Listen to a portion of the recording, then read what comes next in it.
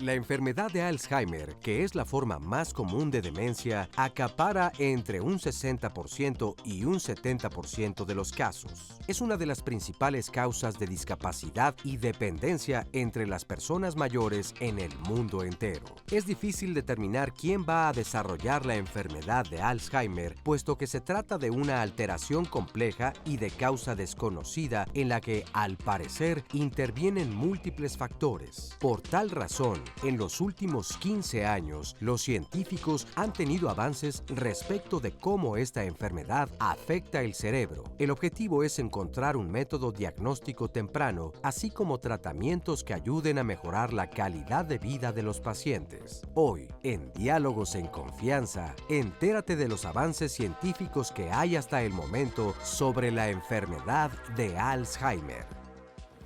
¿Cómo están? Bienvenidos a Lunes de Salud en Diálogos en Confianza. El día de hoy vamos a platicar nuevamente de Alzheimer porque es muy importante que tengamos el dedo en el renglón.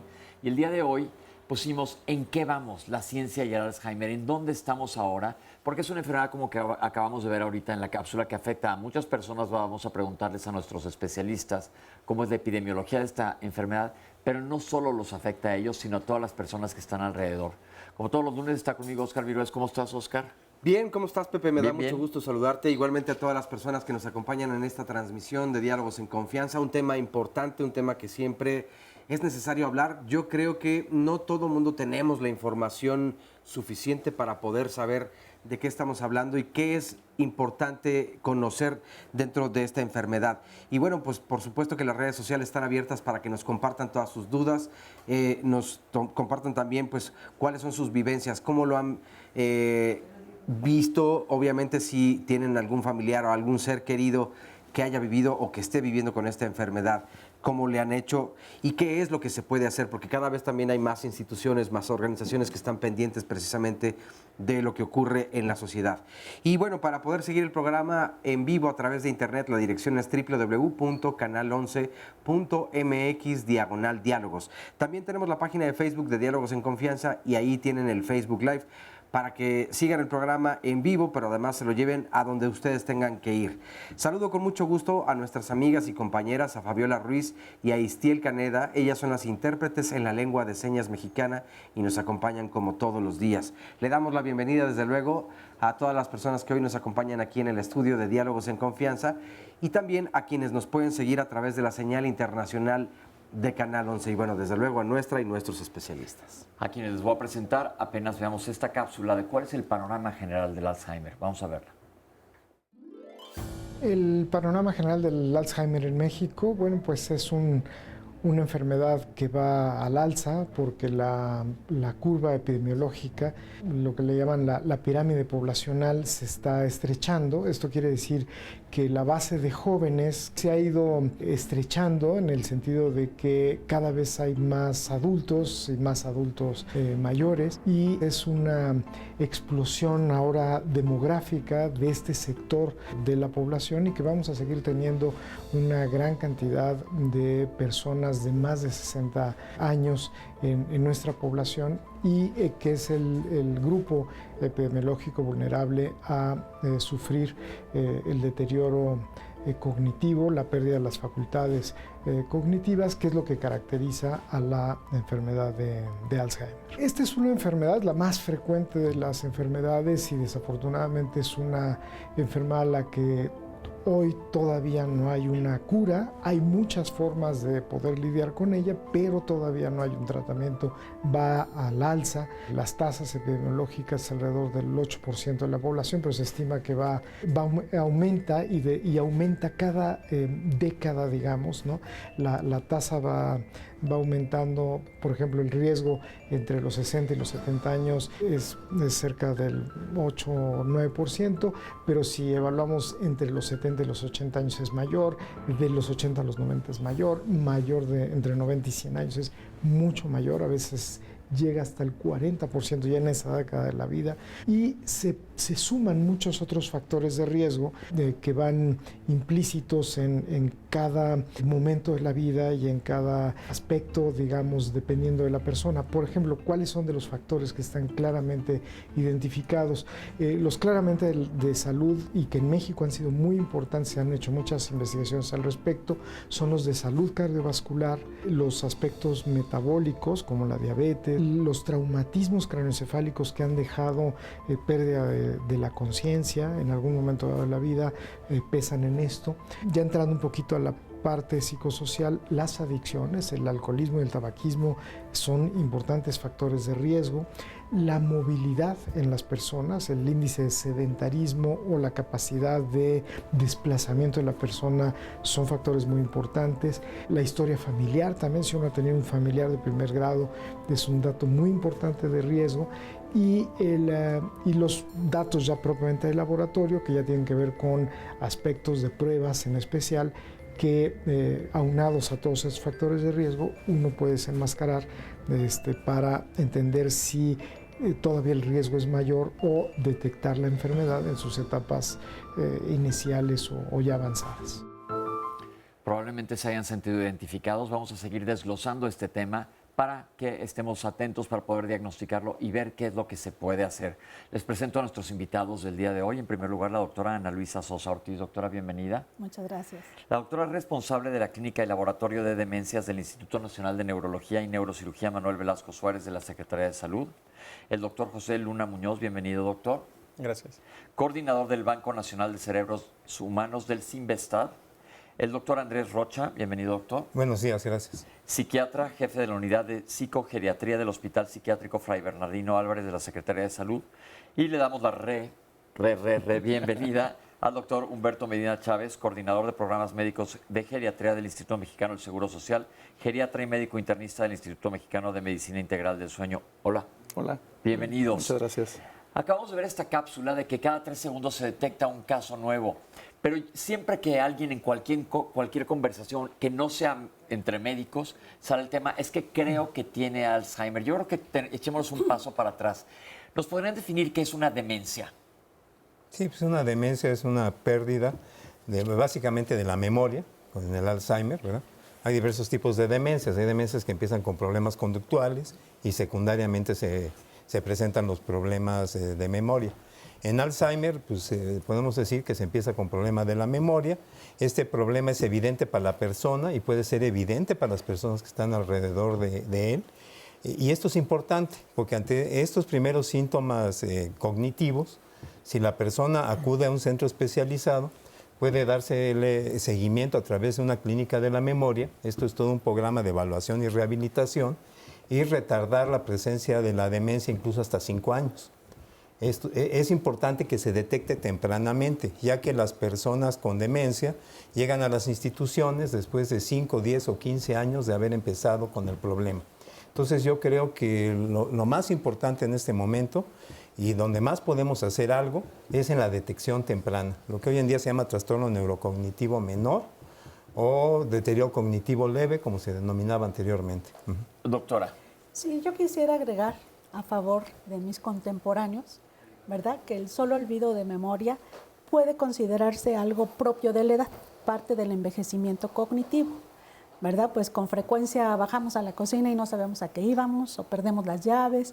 Entonces, mientras este tipo de cambios cognitivos no sean progresivos y no interfieran con nuestra funcionalidad, es decir, las cosas que solemos hacer, si seguimos siendo gente independiente, si podemos resolver las situaciones fuera de casa, dentro de casa, pues todo aquello que hemos hecho a lo largo de la vida sin dificultad, no tendríamos que preocuparnos.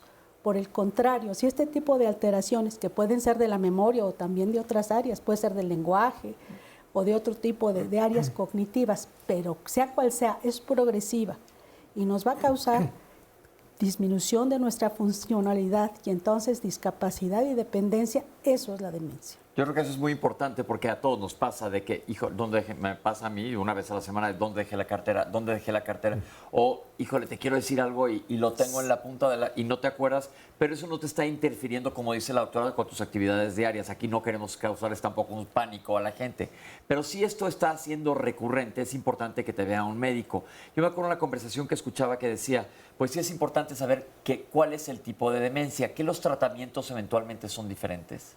Bueno, aquí lo que tú señalas en estricto no es un problema de memoria. O sea, más bien es un problema de atención. Eso se da en las personas que tienen estrés, que tienen depresión. Están distraídas pensando en la situación que les genera sufrimiento y no perciben adecuadamente las situaciones externas y lo interpretan como olvidos. Eso es lo típico Ya que nos hay pasa, un problema específico en la memoria, sí requiere una evaluación especializada, ¿no? ¿Es importante determinar el tipo de demencia? Sí. ¿Por qué? Depende del tratamiento y algunas veces el mismo tratamiento puede deteriorar más. Entonces es necesario tener un diagnóstico adecuado. Hay una diversidad de demencias. La población general entiende que Alzheimer es igual a demencia y demencia es igual a demencia senil y vamos a aclarar términos. Demencia senil ya no es un término que se utilice porque estamos diciendo que porque eres viejo eres demente. Eso ya no se usa. A demencia hay que ponerle un apellido, ya sea demencia por enfermedad de Alzheimer, demencia por Parkinson, demencia por cuerpos de Lewy y una lista que continúa de tipos de demencia.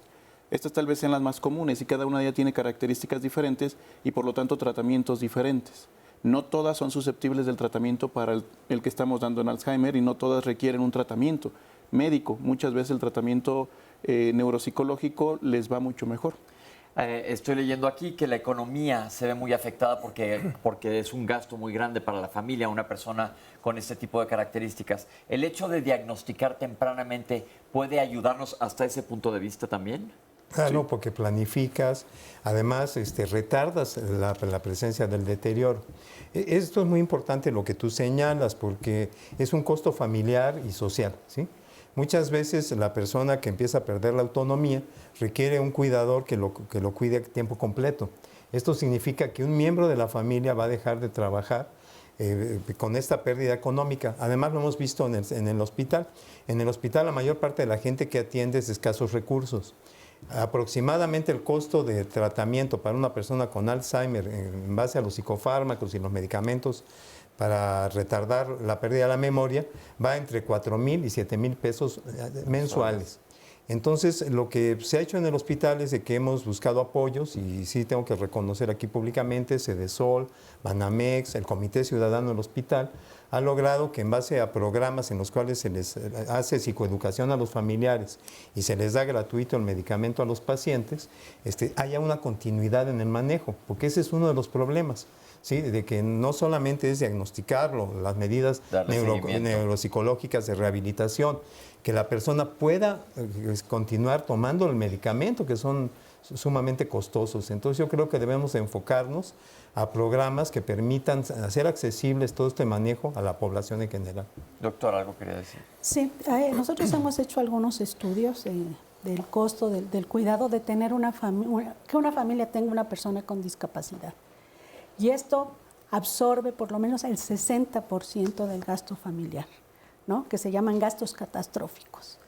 Y además, otro de los problemas es que buena parte de los factores de riesgo afectan o están cerca de la población pues, más empobrecida, que es falta de acceso a los servicios de salud, mala alimentación, pobre control de las enfermedades crónicas, baja escolaridad.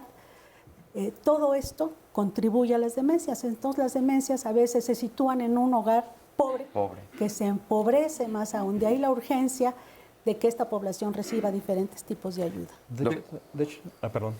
Fíjate que también es importante hacer notar, y yo creo que una de las cosas muy características es que estamos hablando ahorita de un diagnóstico clínico, ¿no? Y estamos hablando de una etapa temprana clínica.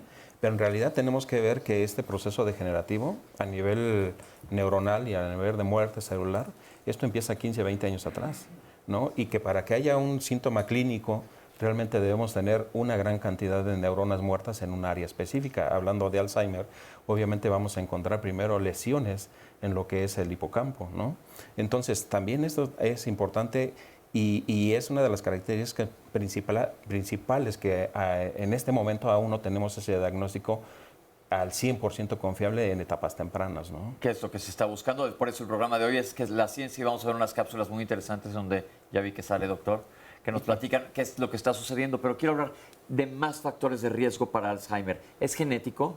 Sí, hay una cantidad pequeña que es genética, no todo, la mayoría, alrededor del 90-95% no es genético, sino que se presenta de nuevo, un 5% es lo genético y es lo que en los últimos 20 años la ciencia ha evolucionado cada vez más en descubrir estos genes que se transmiten de manera autosómica dominante y algunos menos recesiva.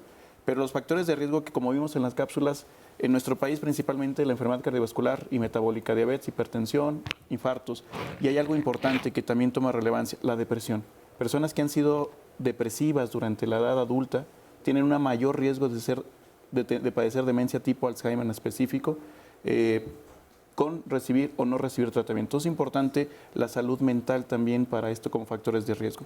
Otros de ellos, el tabaquismo, los impactos, por ejemplo, los boxeadores, son otro tipo de que nos llevan a demencias. Pero hablando de demencia tipo Alzheimer, puede ser una persona con bajos recursos, pero también puede ser una persona de altos recursos. Tenemos grandes pensadores o grandes líderes que han padecido demencia tipo Alzheimer. Entonces, sí es más riesgo las personas con como lo comentaba la doctora, mayor riesgo de enfermedad cardiovascular por malos hábitos higiénico-dietéticos, pero no se exime al resto de la población.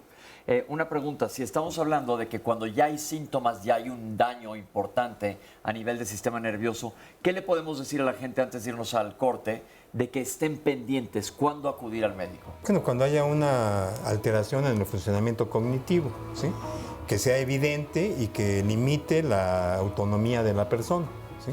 Okay. En ese momento, de inmediato debe ir a una evaluación especializada para empezar lo más temprano posible el manejo y retardar la presentación de la demencia. Fíjate que esto es parte de lo que yo quería decir.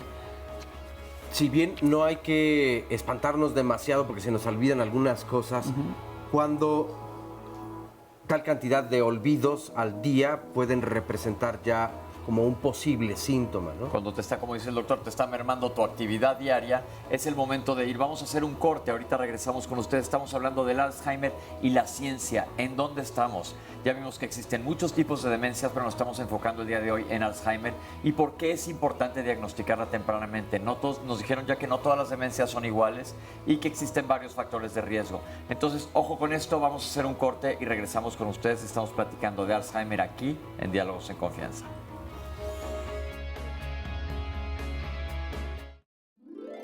¿Qué investigaciones genéticas estamos haciendo para el tratamiento del Alzheimer? Estamos colaborando con varias instituciones. Estamos colaborando con el Hospital Psiquiátrico Fray Bernardino Álvarez en la clínica de psicogeriatría con el doctor Roché, y estamos trabajando también con otras instituciones en el Instituto Nacional de Neurología, y con la idea de tratar de retroalimentar a nuestros colegas clínicos con este factor de riesgo genético, que es uno de los más importantes, que es la apolipoproteína, que hoy día sabemos que es el factor 4, que el alelo 4, que es uno de los indicadores de riesgo más grande en Alzheimer y que nos permite de alguna manera identificar a aquellos pacientes que van a tener un peor curso del deterioro del Alzheimer y que probablemente poderlos estratificar a estos pacientes para tratamientos un poco más,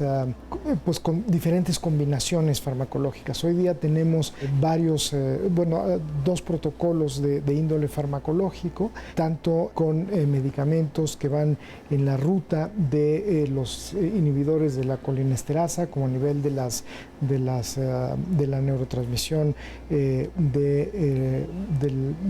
la ruta del glutamato, haciendo estudios comparativos entre la eficacia de uno y otro. Y también estamos tratando de, en otro estudio que estamos haciendo, viendo la eficacia de algunos suplementos, mejorando las vías de los ácidos omega 3 para ver si estos tienen en esta parte de mejorar los antioxidantes a nivel cerebral y mejorar, que es una de las rutas que sabemos que está también afectada, si estos pueden tener algún beneficio en la enfermedad del deterioro cognitivo, justo en pacientes que están estratificados por su genotipo molecular en todas las rutas de oxidación justamente de estos compuestos y estratificándolos por su genotipo molecular, ¿no? Entonces estos son los proyectos que estamos llevando a cabo y estamos buscando también marcadores a nivel de imágenes cerebrales desde el punto de vista morfométrico. En algunos otros países se están usando pues ya otros marcadores más sofisticados desde el punto de vista de la cantidad de amiloide cerebral, que son otros de los marcadores que ya se usan de forma rutinaria, que en nuestro país ha sido un tanto de difícil acceso el poder hacer estos marcadores, sobre todo por el tipo de costo, pero que esperamos que en un futuro pues lo podamos tener y ofrecerlo a la población. Ahí lo tienen. Como ven, se está haciendo investigación a todos niveles y ahorita nos van a platicar un poquito más para saber más de esta enfermedad. Pero hay un punto muy importante que lo que dijo el doctor, la investigación es carísima. Es muy cara y ahorita vamos a hablar más adelante del banco para que nos platiquen qué es lo que están haciendo ahí. Pero Oscar, ya tienes llamadas de la gente que recuerden que les vamos a contestar en el último de los bloques, pero a ver qué nos dicen. Exacto, nos mandan Ari Torres y Guillermina Álvarez, saludos desde Tijuana. Gloria Valencia, saludos desde Querétaro. Porfirio G. de Anda nos dice, bueno, si es hereditaria la enfermedad, ya justamente hablaban acerca de eso, si se puede aminorar el avance de dicha enfermedad, por eso es importante la detección oportuna o temprana. Patricia Pacheco, ¿es cierto que va a desaparecer el término demencia senil de la medicina? Bueno, ya también lo comentaba el doctor. Precisamente sí, no es demencia senil, hay demencias por diversos factores. Nos dice también Bere Medina, ¿a partir de qué edad se tiene que hacer las pruebas para una detección temprana? ¿O qué es lo que debemos de notar y tomar en cuenta para iniciar estas pruebas y en dónde se realizan? ¿Cuál es el mejor lugar? André, ¿la magnética incrementa el Alzheimer? Esta partícula se encuentra en el medio ambiente, además de otras partículas pesadas. El ejercicio y la alimentación es vital para que la persona esté en mejores condiciones al transcurso de su vida. La prevención es súper importante. Elvia Vaca Ramírez nos dice, la atención centrada en la medicina de los médicos especialistas en las personas adultas con esta enfermedad y las otras demencias, no hay atención como tal, no hay tantas personas que puedan cubrir justamente todos estos padecimientos. Liuba Quick nos dice, mi abuela materna padeció de Parkinson. ¿Tengo yo alguna predisposición también a desarrollar alguna demencia? ¿Qué hay en Mazatlán para la atención? Nos dice o nos pregunta Norma Cofín. Mi mamá tiene demencia vascular mixta, nos comparte Mariela Paz Osorio. Ha sido un proceso de ir aprendiendo sobre la enfermedad y la aceptación ante la pérdida de la memoria de mi mamá. Muere diario, en ella primero estuvo el Alzheimer. México estuvo en estancia, supongo que quiere comentar, de medio tiempo y ahora está en el asilo Concepción Beistegui. Por favor, no estigmaticemos la palabra asilo, invitar a ser donadores y a estar más informados. Mi mamá, nos dice Porfirio G. de Anda, es derechohabiente del Instituto Mexicano del Seguro Social. ¿En dónde me puedo dirigir para solicitar algunos estudios y que puedan descartar cualquier posibilidad? Tengo una pregunta que hacer, nos dice Jesús Ariel Casanova. ¿Es cierto que cuando eres joven y no te alimentas bien puedes padecer dicha enfermedad? Saludos y felicidades. Iris Escobedo, tengo una duda, yo soy sumamente distraída, ¿esto puede ser como un síntoma para la predisposición? Era lo que mencionábamos en un principio, creo que hay también muchos mitos alrededor de la misma, por eso es importante tener la información, pero creo que también hay una duda en general, ¿qué tanto las personas que se ven afectadas con una demencia o con Alzheimer lo niegan un poco como una cuestión de orgullo, porque socialmente comienza a descalificarse de entrada si ya vas perdiendo la juventud?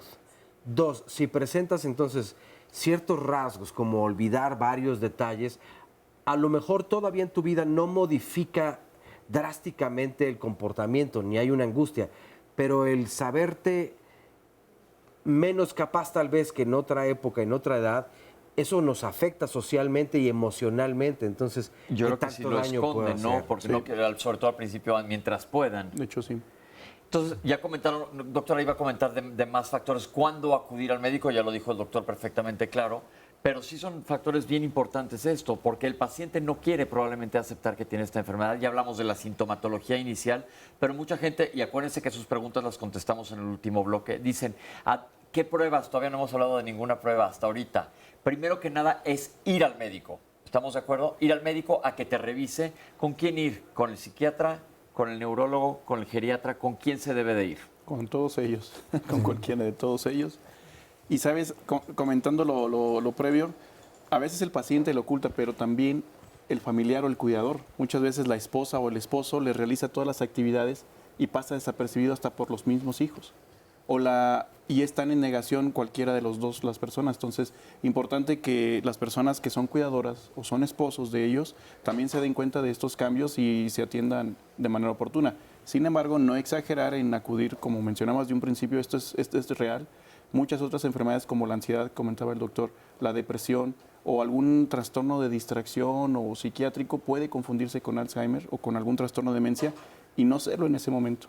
Entonces, lo ideal es ir y que te den un diagnóstico diferencial. Cualquier persona que tenga duda, mejor acercarse a preguntar. Yo digo, siempre es mejor ser más precavido que quedarse corto. Doctora, la veo con ganas de decirnos algo. Sí, yo quisiera agregar algo sobre esto de negar la enfermedad, porque hay dos tipos de procesos que ocurren en nuestros pacientes. A lo mejor al principio de la enfermedad, cuando la gente se empieza a dar cuenta que está teniendo esos problemas, trata primero de compensarlos y después de no exponerse, ¿no? A veces empiezan con depresión, pero hay un fenómeno neurológico muy interesante que se llama anosognosia. Y que anosognosia. Y tiene que ver con no reconocer lo que nos está pasando. Y esto es tan neurológico que les voy a poner un ejemplo. Hay pacientes que pueden tener paralizada la mitad del cuerpo por un evento vascular cerebral, porque su cerebro de un lado no está funcionando y estar arrastrando el brazo y la pierna y su cerebro no lo registra. ¿Sí? Y es impresionante, ¿no? Las jugadas que nos hace nuestro cerebro. Asimismo, hay personas que su cerebro no es que ellos lo nieguen como un mecanismo de defensa o como una situación de orgullo, sino que su cerebro no les permite identificar sus problemas. Y esa es una situación muy difícil, porque entonces llega el paciente a la consulta y se molesta, ¿no? Una paciente me decía, ¿por qué esa insistencia tuya de traerme con la doctora y hacerme quedar mal con ella y decirles cosas que no son ciertas? No lo entiendo. ¿Sí? Entonces es un fenómeno que también puede ocurrir y que es muy difícil de manejar tanto para el médico como para la familia. Y aquí yo creo que tocamos un punto que es bien importante en esta enfermedad, que ya lo hemos hablado aquí en Diálogos, la situación no nada más médica, sino familiar y social, porque al que está pegado al paciente, a la familia, es un golpe fuerte, sobre todo porque viene un tiempo para adelante que es muy difícil, que la gente no sabe cómo manejarlo. Ahora, regresando a la cápsula un poquito, ¿qué son los marcadores de los que se hablaron? Si nos lo pueden desglosar un poco, ¿cuáles son estos marcadores que se están investigando? Bueno, mira, ahí estos marcadores que están buscando principalmente son en volumen de ciertas áreas que están afectadas en Alzheimer.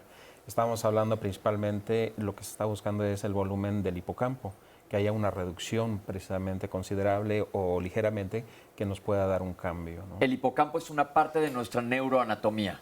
Sí, y pues obviamente es la parte que se empieza a deteriorar. Histopatológicamente nosotros ahí encontramos primeramente las lesiones características de esta enfermedad, ¿no? Pero también es importante hacer notar que cuando hay cambios sutiles ya a nivel de volumen del hipocampo, ¿sí? Obviamente, nuevamente yo vuelvo a insistir, los mecanismos moleculares, celulares están mucho tiempo atrás, ¿no? Entonces, de hecho, aún en este momento, aunque se han buscado algunos marcadores específicos fluorométricos para detectar a través del PET, ¿sí? O algunos para ver también funcionalidad, aún no llegan a ser tan específicos como para podernos diagnosticar una alteración a ese nivel, ¿no? Muy, muy temprano. Estamos hablando Es que aquí no hay que confundirnos, que tenemos que hablar un inicio clínico, pero también hay un inicio molecular, que el inicio molecular es el que no podemos detectar aún en este momento. Que se esté investigando, porque esto es bien importante que lo aclaremos. ¿Por qué? Porque la gente pensaría, no es como que voy a buscar a ver si tengo el azúcar alta o la hemoglobina glicosilada para que me diagnostiquen diabetes o azúcar en la orina. Aquí todavía no existe eso de que llegues y digas, me toman sangre y va a salir que tengo eso. Sí, a ese respecto hemos estado trabajando con el doctor Nicolini, todo este tipo de marcadores, y lo que hemos concluido es de que se debe hacer un algoritmo en el cual se va incrementando las probabilidades de que tengas Alzheimer. Por ejemplo, la edad es un factor de riesgo. Si tienes más edad, tienes más riesgo. Si tienes ApoE, ¿Qué es esto? 4 es un factor que en una muestra de saliva se determina un factor genético de riesgo. Incrementa el riesgo. Si tienes depresión, por ejemplo, se incrementa todavía más el riesgo. Si empiezas con falla de memoria, obviamente se incrementa. Si tienes marcadores de imagen, hay más riesgo. Porque todavía no tenemos un marcador que digamos, tienes esto y te va a dar a fuerzas Alzheimer. Eso no lo tenemos. No existe aún. Pero sí nos manejamos desde un punto de vista probabilístico, y si hacemos toda una ruta crítica en la cual la persona pueda ir poniendo qué factores tiene, se puede llegar a determinar con cierta precisión qué porcentaje tenga de riesgo de presentar la enfermedad o de que esta enfermedad evolucione de una manera más rápida. Ok, doctora.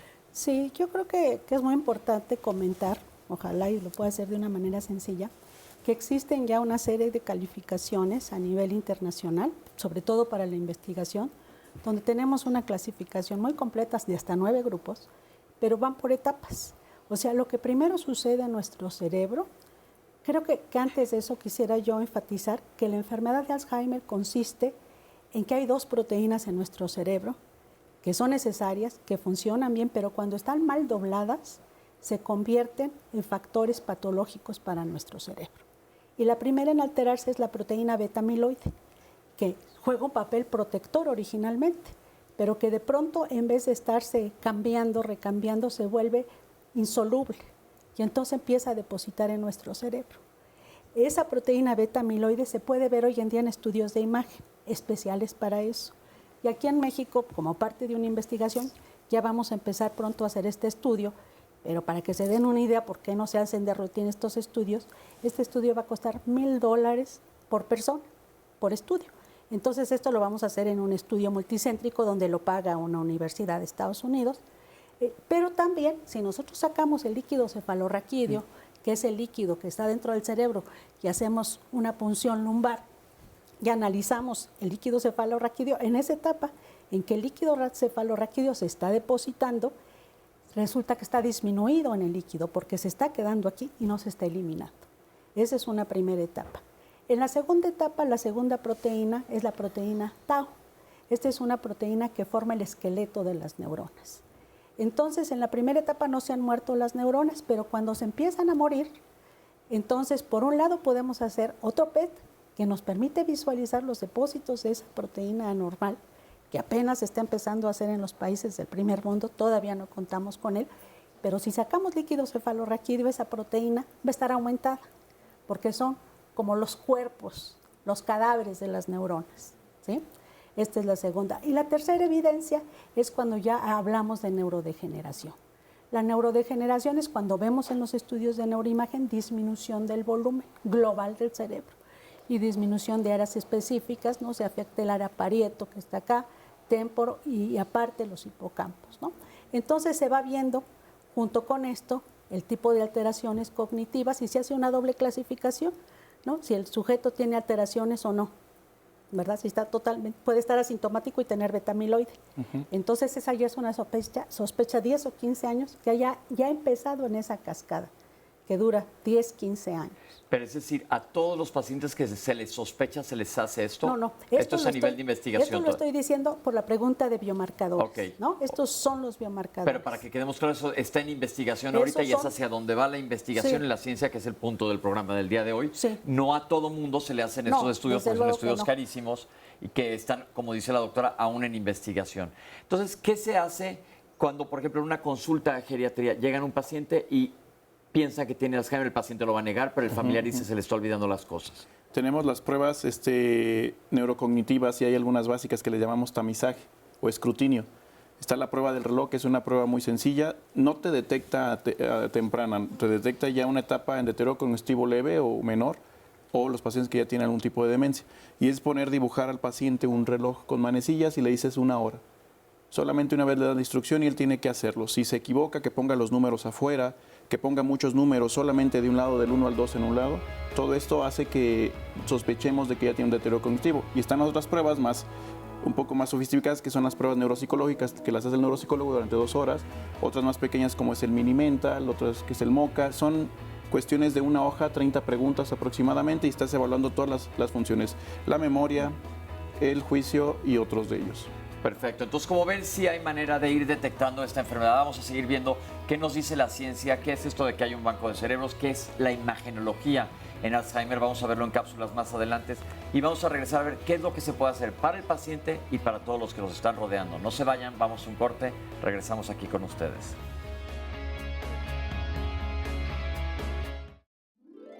En materia de neuroimagen hay varias instituciones que tienen la capacidad de llevar a cabo este tipo de investigación, sobre todo el Instituto Nacional de Neurología, en la Universidad Nacional, Instituto Nacional de Psiquiatría, que tienen las herramientas para realizar este tipo de estudios.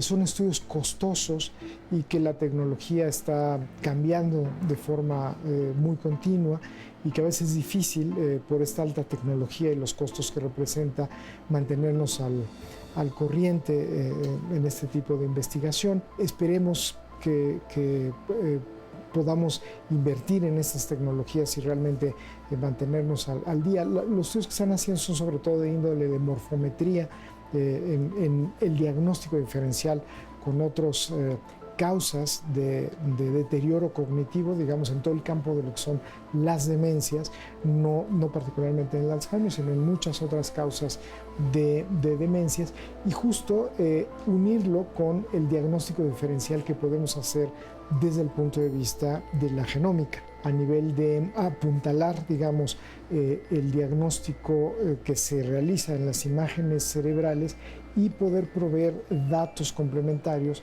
con la información que podemos brindar desde el punto de vista de los hallazgos que tenemos en las variantes genéticas, para hacer el diagnóstico diferencial de qué tipo de deterioro cognitivo se está dando en el cerebro. Tenemos testimonios, como todas las semanas, con el público que nos enriquece en el programa. Hola, Elizabeth y Rebeca, ¿cómo están? Bien, buenos días. Hola, Rebeca. Yo me siento bien, buenos días. Qué bueno, bienvenidas. ¿Qué nos vas a platicar, Elisa? Pues mi mamá fue diagnosticada con demencia y... ¿Cuál demencia? ¿Se acuerda que dijimos ahorita que hay que ponerle apellido? Cardiovascular. Ok. Es la que tiene mi mamá. Y está en la Fundación de Alzheimer. Y mi mamá va a cumplir 3 años ahí en la fundación, y pues estamos muy contentas, mis hermanas y yo, porque mi mamá ha tenido pues mucha ayuda ahí y avance, porque como que sentimos que mi mamá está como detenida y no le ha avanzado ya más. O sea, la vemos muy contenta porque tiene varias actividades ahí en la Fundación de Alzheimer. ¿Cada cuándo va? Va 2 veces por semana, los lunes y los jueves. ¿Y ahí se la pasa bien? Muy bien, gracias a Dios. Qué Me siento muy contenta. Me siento muy contenta y con todos mis compañeros. Qué bueno. Estas cosas son importantes porque hemos platicado aquí muchas veces que las fundaciones son necesarias, porque muchas veces cuando te dan un diagnóstico te sientes muy perdido, y en las fundaciones o asociaciones se agrupa la gente. Entonces ustedes se sienten más tranquilas con su madre. Sí, no, muy tranquilas y muy relajadas, porque yo soy cuidadora principal, yo cuido a mi mamá y me han ayudado mucho, porque el tenerlos en casa no es conveniente, porque ellos se ponen inquietos, se desesperan, y ahí les dan mucha ayuda, porque los ponen a hacer actividades, ejercicio, cantan, bailan, y ellos se sienten contentos, alegres, y sienten que son útiles. Entonces tu mamá tiene una demencia vascular, no es Alzheimer, que es otra cosa diferente, y por eso nos comentaban los doctores al principio que los manejos son diferentes, pero aquí lo que hacen es mantenerlas ocupadas. Ajá. Ok, sí, muchas gracias. De nada. Hola, Rocío. Hola. ¿Qué nos vas a platicar? Bueno, pues yo les voy a decir que mi mamá se llama Mode, está en la Fundación Alzheimer, alguien con quien contar. Esta fundación, hace 5 años llegamos ahí y pues ha sido, como dice usted, sí fue un remanso de paz, una ayuda muy grande, porque cuando a ella la diagnosticaron hace 7 años, nosotros sentimos que se nos abría el piso y nos hundíamos con él, ¿no? Entonces, nos dimos a la tarea de investigar y ahí hemos aprendido a lo largo de estos años que mi mamá empezó con la demencia, como dicen los especialistas, hace más de 20 años, cuando ella empezó pues ya a presentar actitudes de repetición, por ejemplo, de ya actitudes ilógicas, o sea, que no eran costumbre en ella, pero empezaron a generarle ya problemas de interacción con las gentes, ¿no? Llegar a las citas 3 horas después diciendo, pues, no pasa nada, ¿no? O sea, cosas así. Entonces, sí, ahora he aprendido que es importante lo que dicen los especialistas, checarnos, hacer nuestros estudios de sangre, hacer o sea, estar pendiente de la parte vascular, como es la situación de la hipertensión, la situación del colesterol, la situación de la diabetes, porque mi mamá no es diabética, pero sí presentó alto colesterol y nunca se lo atendió. El primer dictamen que le hicieron a través de una tomografía me indicaba la neuropsiquiatra que muy probablemente ella, precisamente por no quererse atender nunca, porque son parte del deterioro cognitivo que van teniendo, o sea, ¿para qué me voy a hacer exámenes? Me van a decir que deje de comer esto y las cosas que a mí me gustan. Entonces, ella siguió con su vida en desorden de nutrición y me decía la neuropsiquiatra, muy seguramente ella se le taponearon las venas por el alto colesterol, triglicéridos, y la parte que tenía muerta era la del inicio del entonces cerebro. no es Alzheimer, es una demencia vascular también. No es Alzheimer. Ok, es otro tipo de demencia. Es entonces. demencia vascular sistémica tipo Alzheimer. Y ella empezó en Alzheimer, alguien con quien contar, hace 5 años. Empezó en etapa 1, ahorita ya está empezando la etapa 3. Es un deterioro que no se puede detener al 100%, pero sí nos ha ayudado mucho la fundación, como dice la señorita, porque los mantienen, o sea, tratan de que las pocas neuronas que tengan las sigan activando, ¿no? Okay. Y por último, quiero nada más que a través de estos foros tomen en consideración que la población con estos problemas está creciendo cada vez más porque nuestra pirámide poblacional se está invirtiendo. Entonces, no hay suficientes centros de día para que nos apoyen a nosotros como cuidadores, porque yo, gracias a Dios, en este momento soy jubilada y la puedo cuidar de tiempo completo, pero tengo muchas compañeras que hoy incluso no pudieron venir porque tienen que trabajar. Y no hay dónde dejar a sus familiares que estén seguros, porque ellos ya son un peligro para sí mismos cuando están solos. Y lamentablemente es mucha la población que está sola. Hay muchos indigentes en la calle que yo he observado, ya con este ojo clínico que ya tiene uno por la experiencia, que muchos de ellos seguramente son familiares de personas en alta pobreza y que los dejan mejor que se pierdan, porque no pueden atenderlos, no tienen quien les ayude, quien los oriente, quien los apoye. Muchas gracias, Rocío. Déjame pasarme para acá para hablar con Rosa. Hola, Rosa. Hola, ¿qué tal? Buenos días. ¿Qué pasó? ¿Qué nos vas a platicar? Bueno, yo colaboro con la Asociación Mexicana de Alzheimer. Como muchas asociaciones, pues se crea justamente para informar, para orientar, para capacitar a familiares. El problema de la demencia no es solamente un problema médico, es un problema social, es un problema de la vida cotidiana.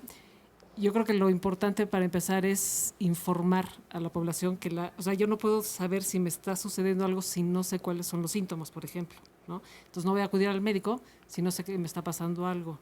Y normalmente cuando van es porque ya lo detectó la familia, porque ya es un problema, ¿no? ¿Reciben ustedes también pacientes que estén en etapas avanzadas? Nosotros no vemos pacientes, la asociación solamente es información y orientación. Lo que hacemos es referirlos a los centros de día o a los poquitos que hay o con el médico. O damos capacitaciones a la familia, ¿no? La familia es el otro personaje y el cuidador es el otro gran personaje de la demencia. ¿Tu mamá tuvo Alzheimer? Mi mamá tuvo Alzheimer, ella padeció 22 años la enfermedad y ver un cerebro deteriorado de 22 años, o sea, no es... No es nada fácil. No es fácil, no es creíble, o sea, no te imaginas. Y el otro día haciendo cálculos, son 22 años que es el kinder, la primaria, la secundaria, la preparatoria y la universidad, ¿no? Que Son se muchos pierden, años. que la demencia se los borra, ¿no? Exacto, es muy difícil para el paciente, pero también aquí insisto mucho en la importancia de los familiares. Nosotros, mi abuela también tuvo Alzheimer y fue poco a poco la bajada fue terrible cuando se dan cuenta, sobre todo, de lo que están pasando, porque tienen etapas de lucidez que yo me acuerdo que ella nos escribía furiosamente en un cuaderno para acordarse. Entonces, hay que tener esta consideración para los familiares. Doctores, ¿qué opinan? ¿Qué se les da de recomendación al cuidador primario cuando llega con ustedes? Bueno, es muy importante que se atienda al cuidador, ya que podemos decir que el Alzheimer afecta al paciente, pero el cuidador se ve afectado emocionalmente. Hay un incremento importantísimo en el estrés en primera instancia. Esto se puede complicar con depresión o cualquier otro tipo de situación.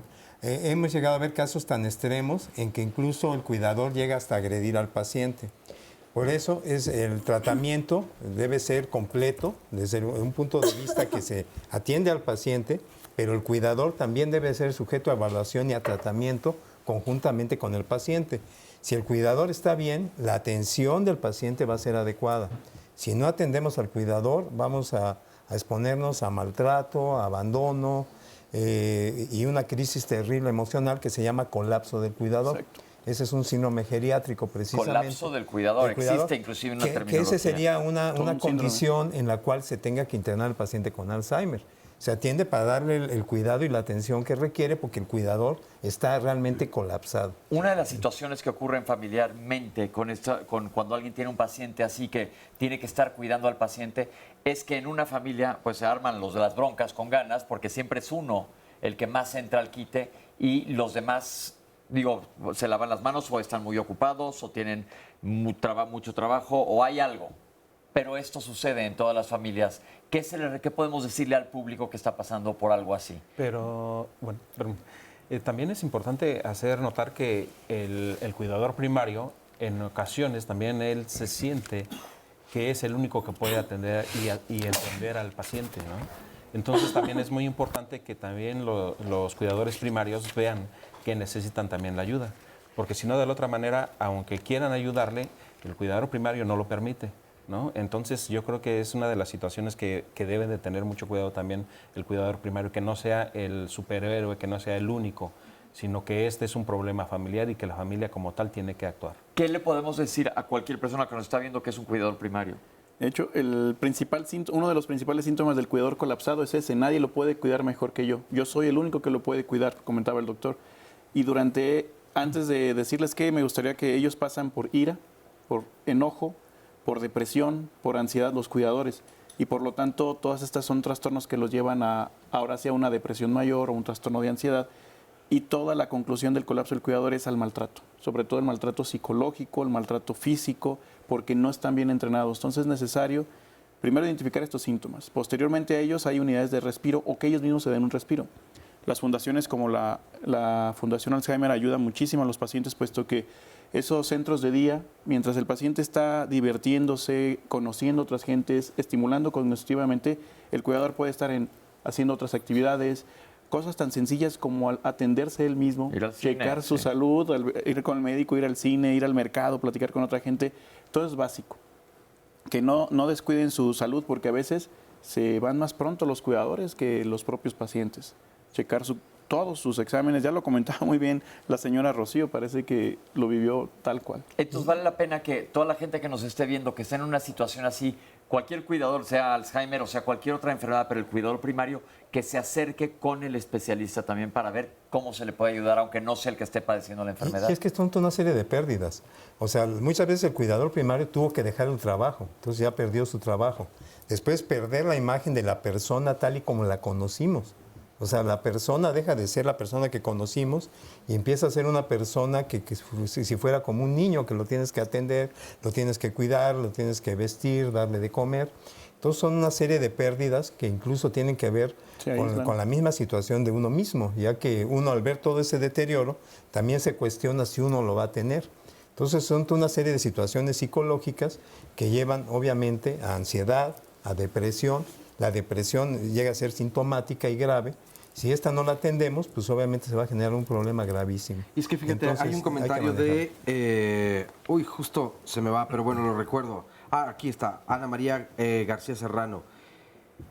Me interesa tanto este tema que he estado preparando en orden mis cosas propias en lugares de siempre para saber dónde están y se los platico a mis hijos y hago algún ejercicio mental que me gustaría conocer más por mi edad. Pero entonces comienzo a prepararme. ¿Cómo empieza a haber cierta angustia por pues, desarrollar evidentemente la enfermedad? Y de Luisa Bermúdez. Este es un tema súper importante y me acuerdo de una persona que me comentaba que su mamá padecía de la enfermedad y batallaba mucho para encontrar especialista en geriatría para poder darle un tratamiento en Puebla. Entonces, la situación además geográfica, además de lo económico, del gasto, de si tal vez no todos los familiares están conscientes de la enfermedad y no pueden ser los cuidadores. Y entonces yo voy absorbiendo junto con el paciente que vive la enfermedad todo esto, va habiendo un desgaste que evidentemente si la depresión todavía se suma a que haya un avance más rápido, todos estos factores creo que también son importantes a tomar en cuenta. Nos dice también, por ejemplo, Marta Silvia Morillón López. Hoy en día llega a nuestro país un laboratorio canadiense que el cual está llegando y ayudando a mucha gente a recuperar la salud. Su producto está científicamente comprobado y avalado por 77 patentes a nivel internacional y un premio Nobel a la medicina. Lo recomienda en su totalidad porque hablar de la enfermedad cuando hoy en día científicamente contamos con este gran nutracéutico, ya sea para prevenir o sanar con este regenerador celular. Yo los veo todos los días y me encanta su programa por su contenido. Siempre aquí me pregunto por qué verdaderamente no investigar y dar a conocer grandes alternativas naturales científicamente comprobadas que nos devuelvan la salud. Y sea a lo mejor no pasan este mensaje al aire, pero yo sigo viendo su programa. Investiguen más acerca de la comunicación y la gran responsabilidad que puede tener y bendiciones para la gente. A ver, yo creo que este es un punto importante, exacto, porque sí investiga aquí en Canal 11, nos interesa y tenemos a los meros especialistas y el programa de hoy es la ciencia y la enfermedad. ¿Ustedes conocen de un producto canadiense que regenera, de una regeneración celular que está avalado por 77 patentes? Hay que ver quién lo avala. Que previene y cura la enfermedad, no existe. No hay nada que cure, ¿no? Cuidado con eso, porque acuérdense que aquí en México muchas veces caemos mucho en charlatanería y la gente dice, ¿me avalan cuáles instituciones? ¿Cuáles? Bueno, mira, yo aquí lo importante, lo que le podría decir a la gente, es de que más que buscar una cura milagrosa, lo importante es cómo llegas a la enfermedad. Y recuerdo un paciente que atendí, un colega, que llegó con una integridad tan importante que incluso en el centro de día donde lo tenían, él dirigía todas las actividades de ese centro, porque aunque tenía Alzheimer, tuvo una integridad impresionante en su psicología, en su personalidad, que le permitió enfrentar la enfermedad con gran fortaleza, gran entereza y ser un ejemplo. Entonces yo creo que todavía no contamos con una cura para esta enfermedad, ni de un regenerador celular, ni algo que haga un milagro. Pero si llegamos en mejor situación, la vamos a enfrentar de mejor manera. Ok. Vamos a tener que hacer un corte, pero nos quedan 20 segundos nada más. Eso es muy importante, ahorita lo retomamos cuando regresemos, porque pienso que estas cosas son sumamente importantes. Nos gusta investigar, por eso traemos a los especialistas que nos platiquen y sobre todo aclarar este tipo de dudas. Hay que ver quiénes son los avales. No se vayan, regresamos con ustedes después de este corte, aquí en Diálogos en Confianza. Bueno, estamos de regreso aquí en Diálogos en Confianza y mañana, todos los martes, los temas son de familia. ¿Y de qué hablaremos? Pues nos preguntamos si las familias son felices. ¿Tú qué opinas? ¿Es cierto que solamente durante la niñez, en esta etapa, es cuando se vive de forma mucho más plena y feliz? Bueno, la verdad es que creo que todo el tiempo estamos persiguiendo la felicidad como si fuera solamente una meta y además muy tangible, muy fácil de alcanzar. Y esto, para muchos otros especialistas, pues no es como tal una meta, es un camino a seguir. Pero ¿qué tanto entonces mamás y papás estamos depositando en nuestros hijos esta ansiedad por alcanzar la felicidad? Y les obligamos a, sé feliz, tienes que disfrutar de la vida. ¿Será que están disfrutándola o nosotros estamos empecinados precisamente en conseguir algo pues que la verdad no sabemos qué significa para cada una de las personas? Por eso entonces las invitamos y los invitamos a descubrirlo mañana en punto de las 9 de la mañana. Y si quieren venir al estudio, entonces marquen al 53 41 44 35. Vamos a ver el resumen de la primera parte. Una demencia es una pérdida básicamente de la memoria, con el Alzheimer, ¿verdad? Hay diversos tipos de demencias. Hay demencias que empiezan con problemas conductuales y secundariamente se presentan los problemas de memoria. En Alzheimer, pues podemos decir que se empieza con problemas de la memoria. Este problema es evidente para la persona y puede ser evidente para las personas que están alrededor de él. Si la persona acude a un centro especializado, puede darse seguimiento a través de una clínica de la memoria y retardar la presencia de la demencia incluso hasta 5 años. El solo olvido de memoria puede considerarse algo propio de la edad, parte del envejecimiento cognitivo. Si este tipo de alteraciones, que pueden ser de la memoria o también de otras áreas, puede ser del lenguaje o de otro tipo de áreas cognitivas, es progresiva y nos va a causar disminución de nuestra funcionalidad y entonces discapacidad y dependencia, eso es la demencia. Depende del tratamiento y algunas veces el mismo tratamiento puede deteriorar más. Entonces es necesario tener un diagnóstico adecuado. Hay una diversidad de demencias. La población general entiende que Alzheimer es igual a demencia y demencia es igual a demencia senil y vamos a aclarar términos. Demencia senil ya no es un término que se utilice porque estamos diciendo que porque eres viejo eres demente. Eso ya no se usa. A demencia hay que ponerle un apellido, ya sea demencia por enfermedad de Alzheimer, demencia por Parkinson, demencia por cuerpos de Lewy y una lista que continúa de tipos de demencia. Buena parte de los factores de riesgo afectan o están cerca de la población pues más empobrecida. Falta de acceso a los servicios de salud, mala alimentación, pobre control de las enfermedades crónicas, baja escolaridad. Todo esto contribuye a las demencias. Tenemos que ver que este proceso degenerativo a nivel neuronal y a nivel de muerte celular, esto empieza 15, 20 años atrás. Para que haya un síntoma clínico, realmente debemos tener una gran cantidad de neuronas muertas en un área específica.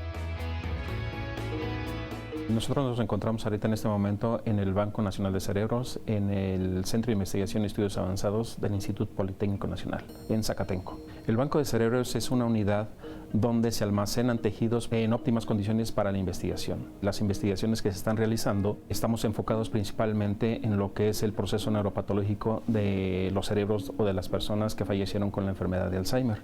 Nosotros analizamos el procesamiento molecular de las proteínas involucradas en esta enfermedad neurodegenerativa, con la idea de buscar nosotros un método de diagnóstico temprano, confirmatorio de la enfermedad de Alzheimer. Normalmente la enfermedad de Alzheimer se puede diagnosticar clínicamente por una serie de pruebas psicométricas, pero esto no es al 100% confiable. Entonces lo que estamos tratando nosotros de hacer en el Banco de Cerebros, al analizar los cerebros, estamos tratando de entender este mecanismo molecular para posteriormente buscar un método de diagnóstico no invasivo y de rápido acceso.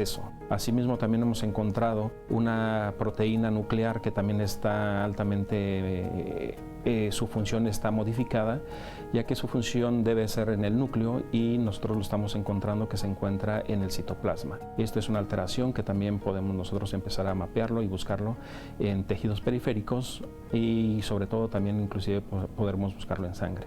Los cerebros, como nos llegan aquí al Banco de Cerebros, es principalmente por donación. Inicialmente lo que queremos hacer es que las familias puedan y sepan de lo que es un banco de cerebros, que se está haciendo en el Banco de Cerebros y sobre todo hacer una concientización para la donación. Una vez que los familiares aceptan la donación de su paciente cuando fallezca, entonces nos contactan a nosotros para poder hacer todo el trámite para poder facilitar la donación de cerebros. La toma del cerebro se realiza en el Instituto Nacional de Neurología y bueno, lo que estamos pretendiendo hacer es una red latinoamericana de bancos de cerebros. Recientemente me solicitaron apoyo en República Dominicana para poder desarrollar su banco de cerebros allá. En este momento, con gran beneplácito, puedo decirles que el banco de cerebros de República Dominicana ya está funcionando. Nosotros ahorita estamos teniendo aproximadamente cerca de 360, 370 cerebros y bueno, tenemos también otros fragmentos que nos han sido donados de otros países, que fue con lo que inició realmente el banco de cerebros cerebros, ¿no? Con pequeños fragmentos que nos donaban otros países para poder hacer las investigaciones en la enfermedad de Alzheimer. La importancia de tener un banco de cerebros primero es diagnóstico, confirmación diagnóstica.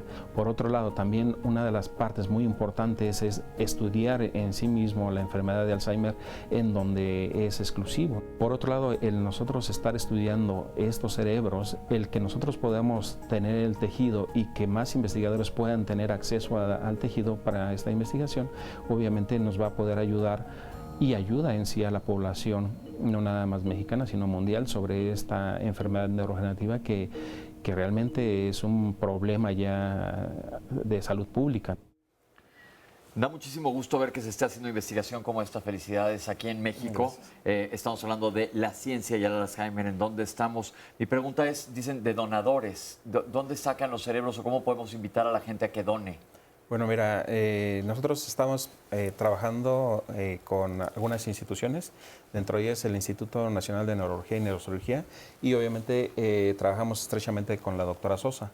En esto es que la doctora Sosa hace también un apoyo y concientización a la familia cuando llegan a su consulta. Por otro lado, también con las asociaciones nos acercamos a ellas para que también favorezcan y se transmita esta información de lo que es la donación de cerebros para investigación.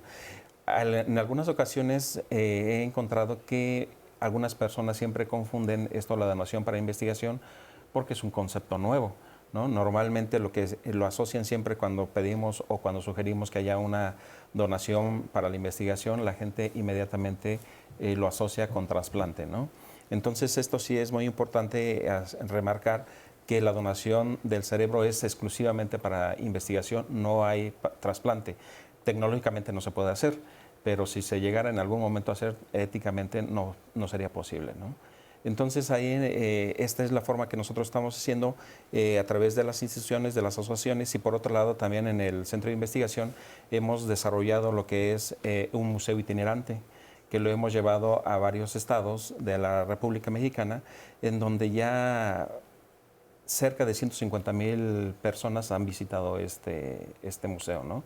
Y eso es una forma de concientizar y acercarnos a la población para poder tener acceso a esta donación de cerebros, ¿no?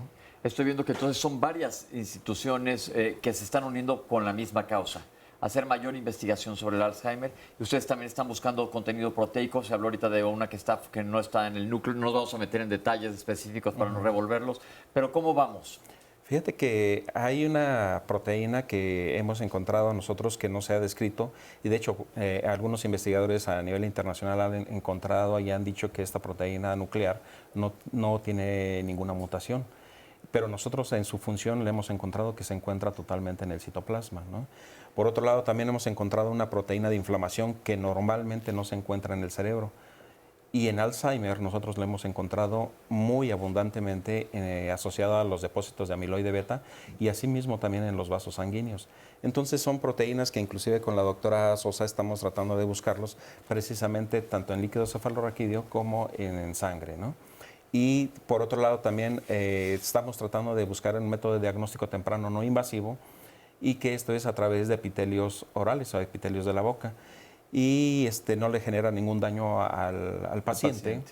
Y esto también lo estamos haciendo con la doctora Sosa, y estamos también colaborando con el Banco de Cerebros de Colombia, ¿sí? Con el doctor Lopera, que con él estamos buscando y viendo precisamente estos biomarcadores y buscando precisamente en pacientes que tienen la enfermedad de Alzheimer de la forma genética, y de esa manera nosotros la propuesta es buscarlo desde que antes que empiecen los síntomas clínicos. Sabemos que ya está genéticamente predispuesto a desarrollar la enfermedad, pero entonces nosotros estamos buscando precisamente estos marcadores, este procesamiento en el epitelio oral. Perfecto. Lo que vemos nosotros en el cerebro, estos cambios que se están sucediendo con la proteína tau, que es la que en particular a mí me interesa, estamos buscando precisamente estos cambios que vemos en el cerebro, ahora buscarlos pero en epitelios orales. Perfecto. Oscar, ¿qué nos dice la gente? Hay muchos comentarios. Berta Quesada nos dice, hablo de la Fundación Similares Alzheimer de Aguascalientes. Primeramente, para felicitar al programa y a los especialistas. Y uno de los problemas que más aquejan al sector público es que los médicos de primer contacto no están capacitados para atender a las personas con demencia. Hay una gran pérdida de tiempo justamente en este primer contacto y debido a ello entonces el tratamiento no comienza oportunamente. Aquí ya se me movió un poco, pero nos dice Paola CG, ¿podrían dar los datos de las clínicas cerebrales en México?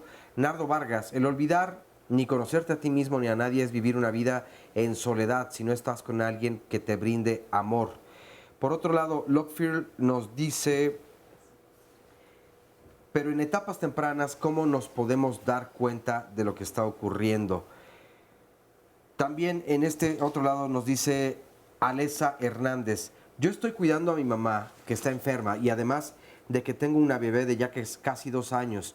Mi familia no está, yo soy solo quien la atiende y la única que me apoya, o el único que me apoya es mi esposo. Él ya está muy cansado porque efectivamente también ha perdido muchos trabajos y me he identificado con el cuidador primario que no tiene tiempo ni de atenderse entonces a sí mismo. Es mucho estrés y me siento sola y desesperada. Serena Zucchino nos pide, ¿podrían dar su comentario sobre el libro The End of Alzheimer de Dale Bredesen? María Estela Molina Guido, mi suegra es una mujer muy platicadora y sociable. Ahora es muy callada y está como lenta, pero las personas que están cerca de ella, incluso ella, dicen que está bien. ¿Qué es lo que se debe hacer para anular cualquier posibilidad?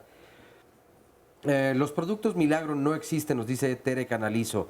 No se dejen engañar, no porque digan que hagan algo quiere decir que así es. Sacan mucho dinero estos supuestos productos naturales y pueden hacer daño. ¿Cómo puedo hacer para que mi papá, además, y demás familiares me apoyen con un problema que tenemos de Alzheimer con mi mamá? Nos dice Vic Monroy. Somos 6 hermanos y a ninguno le entra en la cabeza la seriedad de este problema y no apoyan ni moral ni económicamente y tampoco quieren cooperar en llevarlo a una casa de descanso para personas mayores. Cabe mencionar que mi mamá ya es agresiva conmigo.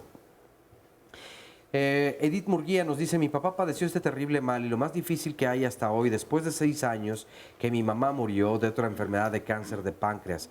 No sé en qué momento inició su pérdida de memoria y era normal y no lo era. Su diagnóstico fue justo 8 meses antes de que el cáncer fulminante terminara con su vida.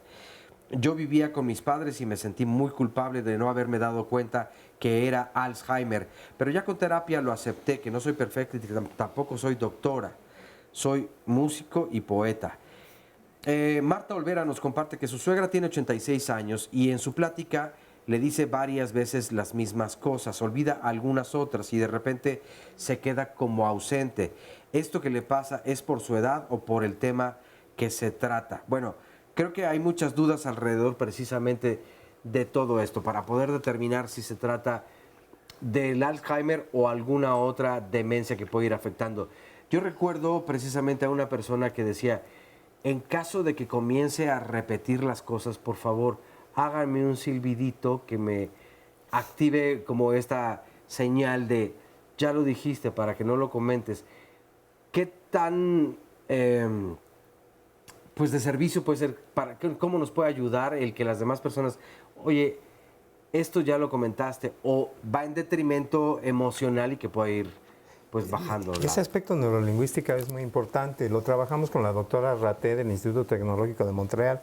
Es una entrevista informal que se graba, se envía al Instituto de Ingeniería de la UNAM, hacen un análisis matemático del discurso y se puede detectar mucho tiempo antes que se presenten los síntomas clínicos de la enfermedad de Alzheimer que esa persona va a tener Alzheimer. Sucedió con Ronald Reagan, por ejemplo. Se dice que un grupo de neurolingüistas determinaron que le iba a dar Alzheimer a Reagan, ya que en sus últimos discursos no había una construcción gramatical adecuada. Entonces, esto es importante. Cuando uno empieza con fallas en la articulación del lenguaje, en la lógica, en la prosodia, en los recuerdos, mucho tiempo antes se puede detectar la enfermedad de Alzheimer. Y hay proyectos que lo están realizando académica y científicamente.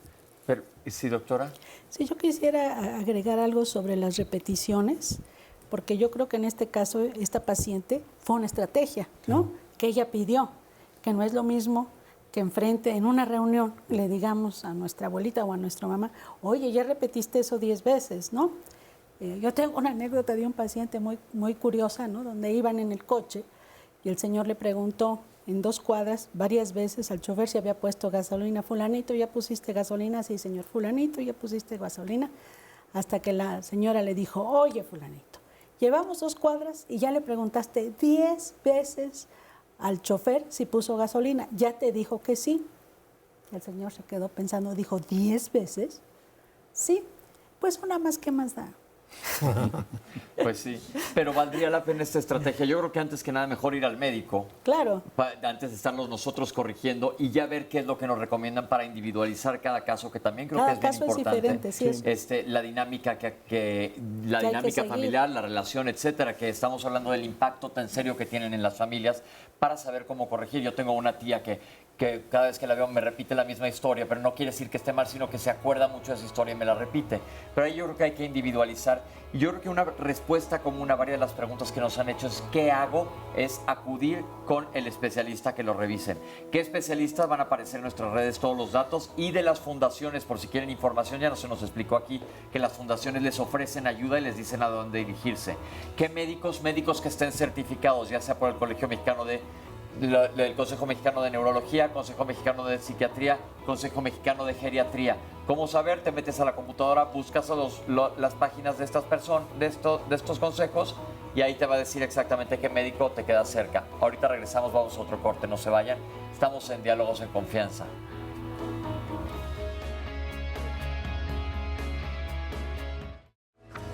Estamos de regreso en Diálogos en Confianza y bueno, les tenemos una muy buena noticia y es que el coloquio sobre salud mental, sociedad y calidad de vida que se realizará el próximo sábado 13 de octubre de 9 a 19 horas en el Centro Cultural del México Contemporáneo ubicado en Leandro Valle número 20 en el Centro Histórico.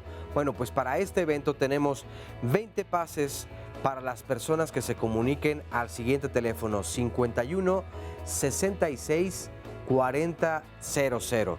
Pero también tenemos 10 pases para las personas que lo soliciten a través de nuestra página de Facebook. No solamente Facebook, sino también Twitter, también ahí vamos a regalar otros 10 pases. Y para todas las personas que se encuentran aquí en el estudio que pueden probablemente decir, bueno, ¿y nosotras y nosotros qué? También tenemos 10 pases que al final del programa los estaremos sorteando. Entonces, bueno, recuerden este coloquio sobre salud mental, sociedad y calidad de vida que se realizará el próximo sábado 13 de octubre de 9 a 19 horas. Vamos a ver a continuación la siguiente cápsula.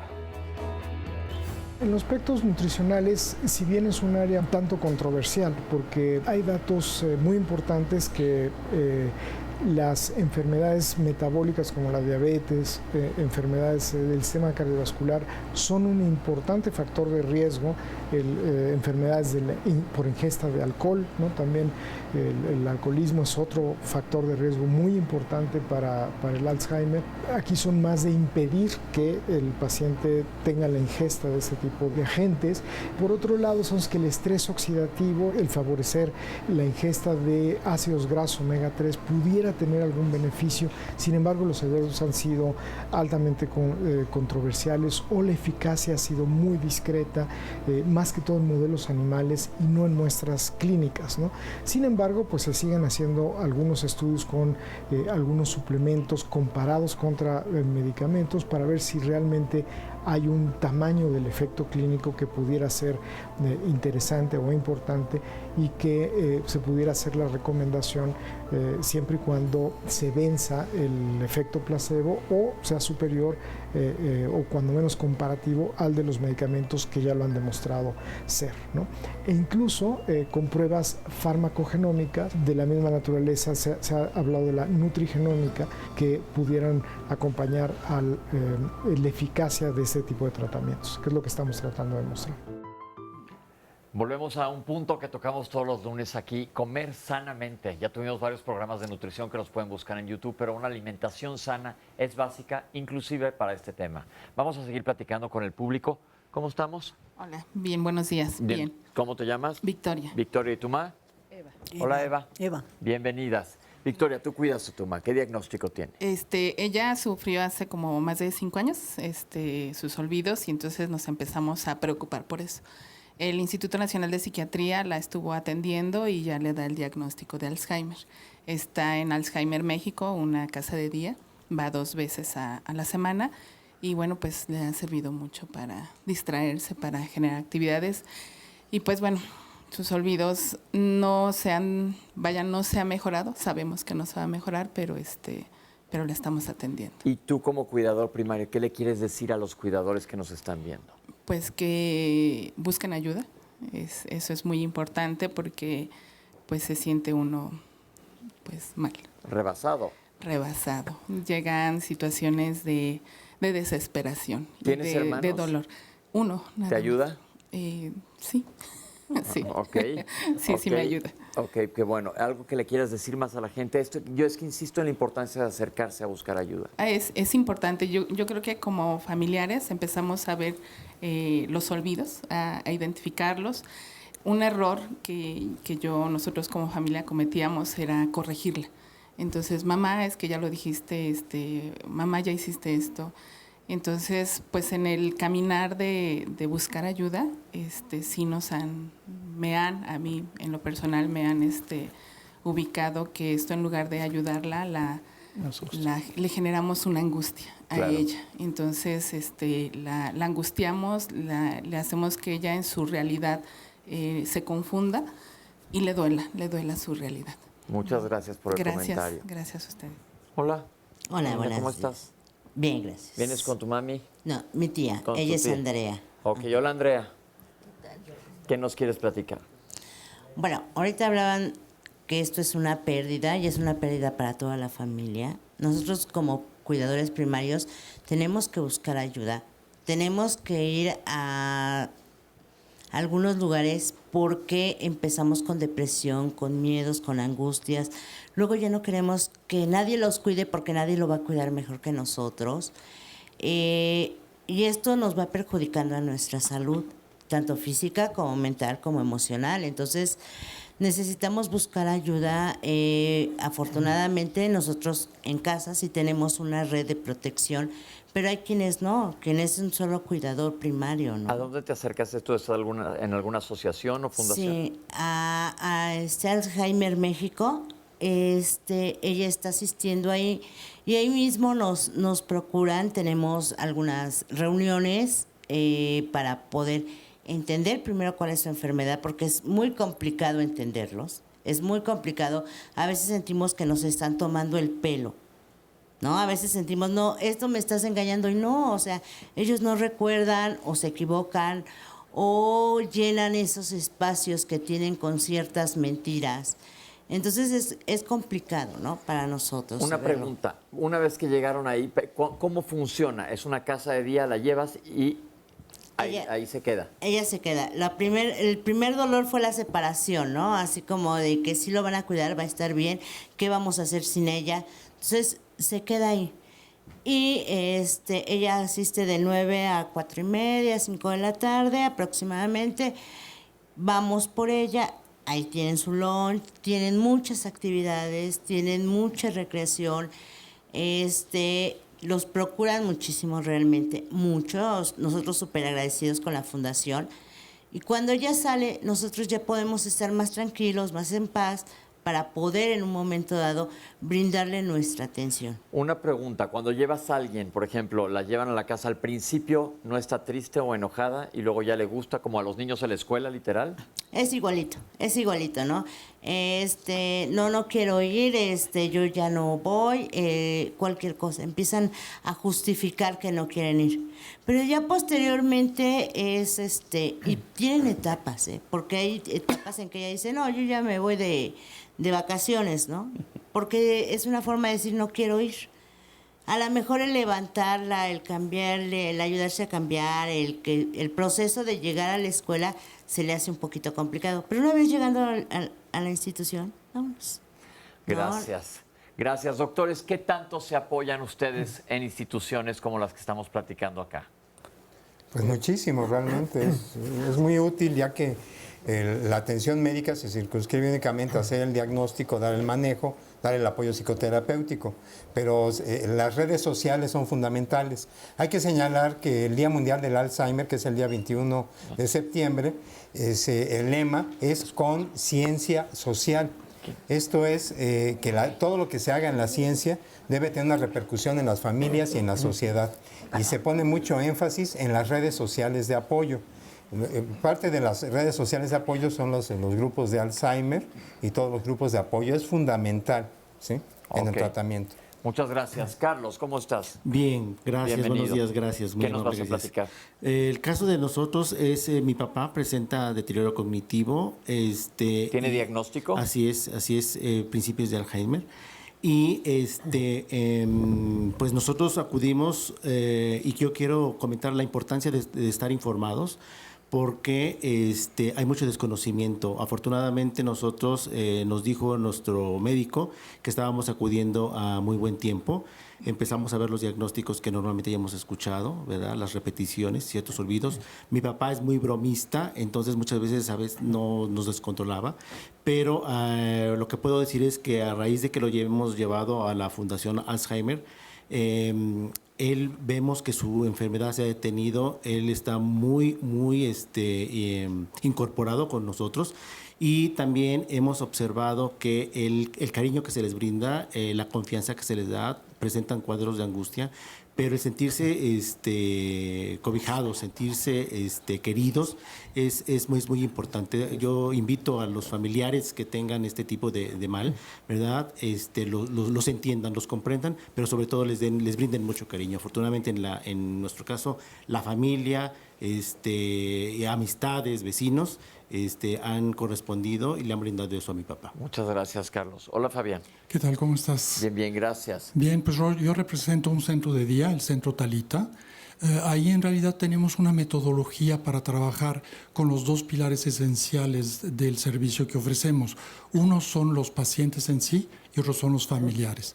En el caso de los pacientes tenemos un método Talita en donde lo que buscamos es que tengan actividades individuales y grupales, porque el tema de la socialización dentro del centro de día es muy importante. Y las actividades las tenemos clasificadas en cognitivas, tipo matemáticas, trabajo con barajas, etcétera, desde el punto de vista sensorial, música, musicoterapia, colores, tacto, etcétera, la parte física con ejercicios y la parte espiritual, porque finalmente los cuestionamientos existenciales, las tradiciones, los rituales permanecen mucho en el paciente y su marco de referencia. Ahora, desde el punto de vista del cuidador primario, efectivamente el colapso del cuidador primario llega a causar la muerte. Un estudio de Stanford University dice que el 40% de los cuidadores primarios se mueren antes que el paciente, con lo cual hay que proteger mucho al cuidador primario. Entonces lo que hacemos es que tenemos mucha interacción con ellos y aparte de eso cada 15 días damos conferencias que pueden ser temas legales, porque finalmente la dinámica de la enfermedad es muy compleja, temas médicos, temas de tanatología, de manera que el cuidador primario tenga un apoyo muy importante. Ahora, el centro de día lo que busca es integrar al paciente con esa comunidad y tener actividades alegres, divertidas. No tenemos televisión, pero sí tenemos canarios y trabajamos en muchos elementos que les pueda ayudar a salir adelante. Estamos abiertos de lunes a viernes y tenemos una residencia también para los pacientes que van evolucionando, pero que necesitan actividades durante el día. Perfecto. Doctores, ¿qué tan importante es la actividad física en estos pacientes? Fíjate que la actividad física es muy importante porque hace y genera nuevas neuronas, que esto se llama neurogénesis. Sí, pero no nada más el ejercicio físico se tiene que hacer, sino también tenemos que hacer otras actividades. Las actividades manuales ayudan mucho porque esas ayudan a la maduración de las neuronas. Y para que se haya o que se forme realmente una plasticidad neuronal, lo que se hace es toda la actividad de lo que es actividades mentales, ¿no? Como es la gimnasia mental. Entonces sí es muy importante que nosotros podamos tener estas tres actividades, pero conjuntarla obviamente con la buena alimentación y con la reducción de grasas y azúcares. Una dieta sana, ¿sí, doctor? Sí, lo que nosotros hemos visto para la rehabilitación cognitiva es que es importante una evaluación neuropsicológica. En base a esa evaluación se determina qué áreas están funcionando y cuáles ya no están funcionando. La rehabilitación se debe de hacer sobre las áreas que están conservadas, porque de otra manera vamos a generar frustración y decepción en el paciente. Y eso nos ha funcionado bastante bien. Se hace esa evaluación, se ubica a la persona en grupo y se llevan cursos que duran aproximadamente 3 meses, en los cuales se ha visto que se conserva la función y no hay tanto deterioro. No vamos a decir que mejoramos porque es un proceso deteriorante, pero sí vamos a lograr que la persona conserve la función y desarrolle otras habilidades. Perfecto, doctora. Sí, yo quisiera aprovechar el momento para enfatizar que de manera preventiva y también durante el proceso de la enfermedad, y no solo esta enfermedad, sino todas las enfermedades, tenemos que realizar permanentemente 3 tipos de actividad. La actividad física, ¿sí? Pero de pronto una señora dice, es que yo todo el día hago que hacer. No, esa actividad física no nos sirve. Es caminar a un paso. Actividad física programada. A un paso y concentrados en eso, ¿no? A un paso acelerado que nos aumente un poquito nuestra frecuencia cardíaca para que sea un ejercicio aeróbico y eso mejore nuestra circulación cerebral. Y también nos dé más fuerza muscular. Entonces, la actividad física, la actividad mental. Pues yo veo la tele y ya hay programas educativos. No, tiene que ser una actividad de reto, aprender algo, ¿sí? Que realmente resolver crucigramas, hacer rompecabezas, juegos de mesa, ¿verdad? Aprender un idioma, tomar clases de algo. Entonces tiene que ser nuevamente como el ejercicio algo que nos esté representando una demanda adicional. Y otra que es sumamente importante es la actividad social. El aislamiento favorece el deterioro. Por ejemplo, ahorita que estamos nosotros aquí, todas las áreas de nuestro cerebro están prendidos, porque estamos observando, el lóbulo occipital se activa, estamos escuchando, el área del cerebro de la audición, estamos elaborando, recordando las palabras que usamos. Entonces, todo nuestro cerebro está en función y requiere que estemos atentos, ¿no? Entonces, todas estas actividades son muy buenas. Además, se ha visto que las personas que tienen mayor actividad social, que tienen amigos en particular, también es un factor protector para las demencias. Mucho sí. Y agregaría la terapia ocupacional útil. La generación de adultos mayores que actualmente tenemos, a veces en la sopa de letras dices, oye, ¿esto de qué me va a servir? Por lo regular es gente que siempre estuvo trabajando, que siempre quiere seguir trabajando. Y por ejemplo, el estar cosiendo, estar contando constantemente es una terapia ocupacional cognitiva y además ocupacional. El estar recordando las fotos o la reminiscencia, otro tipo de terapia que también es útil. El bailar con los hijos no solamente es la musicoterapia, sino es el compartir, el tener interacción y el divertirse, el estar riendo y tener interacción también con nietos de diferentes tipos de edades. Entonces, además de las terapias cognitivas que vemos, que estamos escribiendo y todo, también podemos hacerla en casa, desde ir al súper, llevar una lista y que el adulto mayor con este deterioro cognitivo preventivo esté llevándola, claro, vigilándola, ayudarlo a que separe los frijoles, si es ya está un poco más avanzada, separar los granos, etcétera. Hay muchas actividades que podemos hacer en casa sin la necesidad de una infraestructura. Pero de preferencia, la atención con un neuropsicólogo nos orientará mucho a qué tipo de actividades son las que se van a realizar. ¿Qué hay cuando ya comentamos que la depresión es un factor de riesgo, pero muchas veces a la hora que a alguien le dan un diagnóstico y todavía tiene mucho periodo de lucidez, nadie quiere escuchar un diagnóstico así? Yo me acuerdo, mi abuela le daba una ansiedad y se deprimió muchísimo. ¿Cómo se maneja esto? De hecho, es parte del diagnóstico de Alzheimer. La depresión, el trastorno de ansiedad es parte de.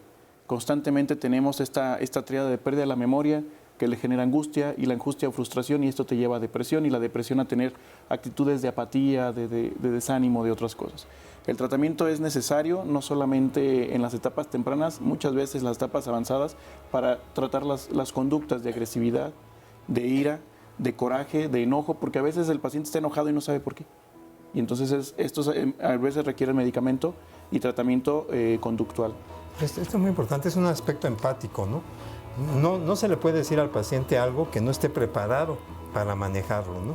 Esto se debe dar en la relación médico-paciente y se debe de preparar al paciente para que llegue un momento en que sea capaz de aceptar su mismo diagnóstico. Perfecto. Y esto se da en la relación médico-paciente. Tenemos que hacer un corte, pero doctor, sé que se tiene que ir. Muchísimas gracias por habernos acompañado, por esta información. Pablo Tamayo, nosotros no acabamos. Gracias. Aquí seguimos, nada más despedimos al doctor. No se vayan. Bueno, estamos de regreso aquí en Diálogos en Confianza. ¿Cuál va a ser el título de nuestra próxima semana? Envejecimiento saludable. Y es que pues estamos muy a tiempo en cualquier momento para decidir cómo va a ser nuestro futuro, pero cómo va a ser la salud de nuestro futuro. ¿Tú lo has pensado? Es como pensar en el ahorro para el retiro. Bueno, pero en cuanto a la salud, ¿qué tanto estamos haciendo por tener entonces buenos hábitos en este momento que van a representarnos una condición física y saludable o no saludable justamente en nuestra etapa de personas mayores? ¿Qué estamos haciendo a propósito? No se lo pierdan la próxima semana y si quieren venir aquí al estudio, marquen al 53 41 44 35. Y a propósito de ese tema, de cómo nos podemos cuidar para el futuro, tenemos un plan que todos los lunes aquí en los temas de salud recomendamos, y es que este es el proyecto Tlalpan 2020 y es un proyecto del Instituto Nacional de Cardiología que tiene como objetivo evaluar y ver qué factores influyen a la participación o a la aparición, de la presión arterial en la Ciudad de México. Y para esto se requiere de hombres y mujeres que quieran participar en dicho estudio. Hay ciertos requisitos. A cambio van a obtener estudios gratuitos de laboratorio durante los próximos 10 años. Y para todas las personas interesadas en este proyecto Tlalpan 2020 pueden comunicarse al 55 73 29 11 a las extensiones 24 300, 24 302 y 24 303. Vamos a ver a continuación el resumen de la segunda parte. Hay una cantidad pequeña que es genética, no todo, la mayoría, alrededor del 90-95% no es genético. Los factores de riesgo que, como vimos en las cápsulas, en nuestro país principalmente la enfermedad cardiovascular y metabólica, diabetes, hipertensión, infartos.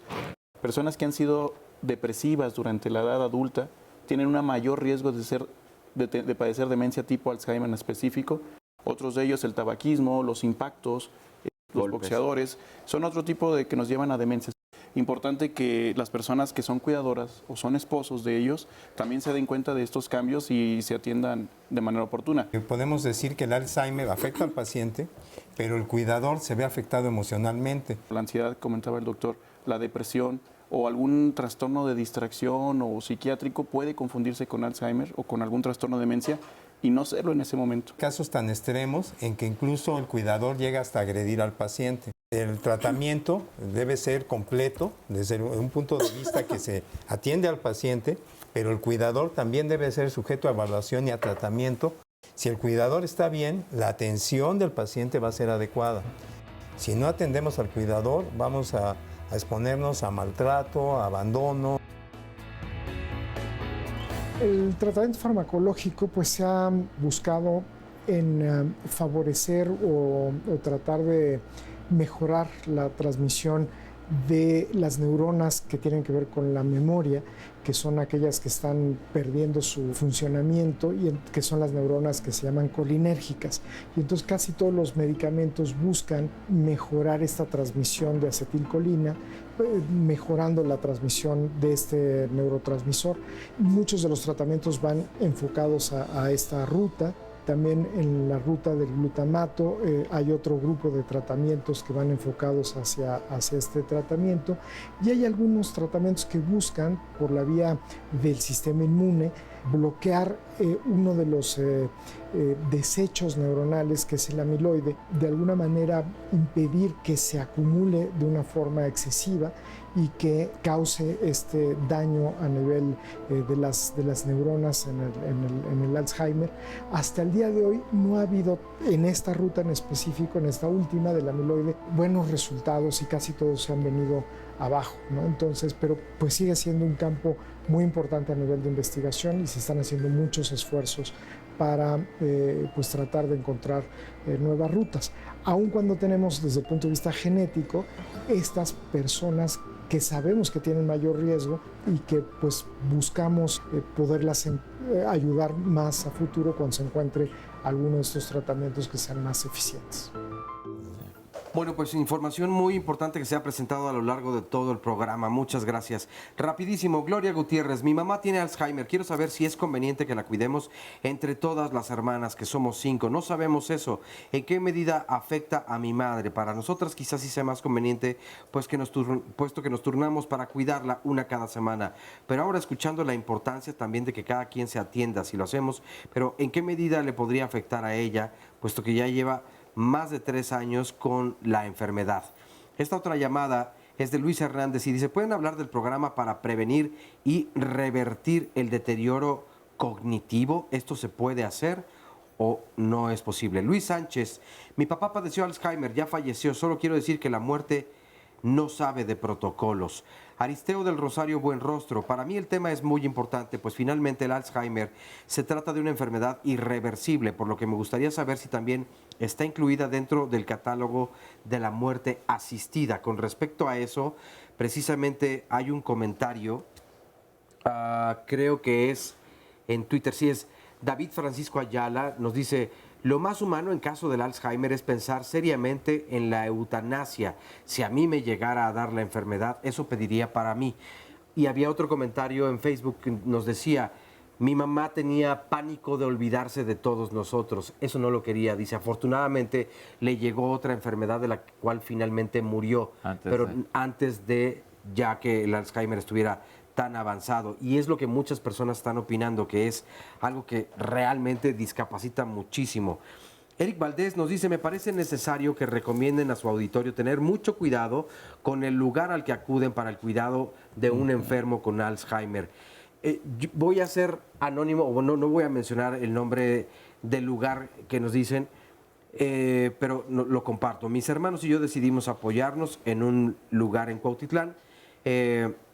Mala experiencia fue que el segundo día de la estancia en ese lugar nos dimos cuenta que mi mamá se quejaba de un dolor en la pierna del cual no nos avisaron. La llevamos a un hospital y resultó que tenía fractura de cadera, de lo cual se deslindó totalmente este lugar. Mi madre falleció 2 meses después a causa de complicaciones. Algunas empresas que ofrecen cuidados para enfermos de Alzheimer tienen instalaciones atractivas, pero sus dueños solamente ven estos lugares como un negocio en el tema y no cuentan con el personal capacitado que se requiere. Saludos y felicidades por la transmisión del programa. Gracias a ti por compartirlo, Eric, y pues de verdad, pues nuestro más sincero pésame. Georgina García dice, deberían de mencionar al televidente que cuando se diagnostica a una persona con Alzheimer se debe levantar un acta en el Ministerio Público para deslindar de cualquier tipo de responsabilidad civil y jurídica tanto al paciente como al cuidador. Esto me lo enseñaron en la Sociedad de Alzheimer. Bueno, eso sería un juicio de interdicción, o sea, no hay un acta que tú levantes para deslindarte. Lo que se tiene que hacer es un proceso legal que se llama juicio de interdicción, en el cual el juez determina 3 peritos psiquiatras, los cuales hacen una evaluación de la persona.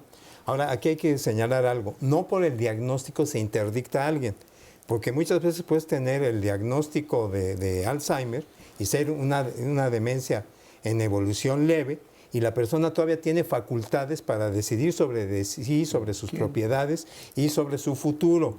Ya en una demencia en estadio moderado o avanzado, eso ya lo determinaría un perito en psiquiatría con 3 peritajes, y ahí se haría ya una interdicción en la cual se determinaría un tutor y un curador. Entonces, no es que se levante un acta, se tendría que hacer todo un juicio de interdicción. Otra cosa, con respecto a la eutanasia, eso no está permitido en ninguna patología en medicina.